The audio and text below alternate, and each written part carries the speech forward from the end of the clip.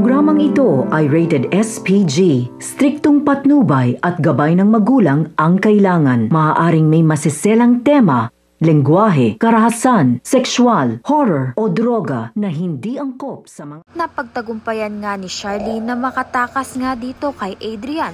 Ngunit sinundan naman nga siya nito ni Divina at ng kasamahan nga nito upang paslangin nga itong si Charlene. Ngunit wala naman ngang kalaban-laban itong si Charlene dahil ito ngang si Divina ay may dalangang armas. Subalit nagkaroon naman nga ng pagkakataon ito ngang si Charlene upang makausap nga itong si Leilani at nalaman na nga nila ang katotohanan kung sino nga ba talaga itong si Adrian. At alam na nga ni Charlene na kapag nga natapos ang lahat, mapapatunayan na nga na inosente nga itong si Charlene at si Divina nga ang nagtangkang pumaslang kay Leilani. Sa kabilang banda naman nga kilig moments naman nga para kay Princess dahil nga nagpropose na nga itong si Justin bilang boyfriend nga niya.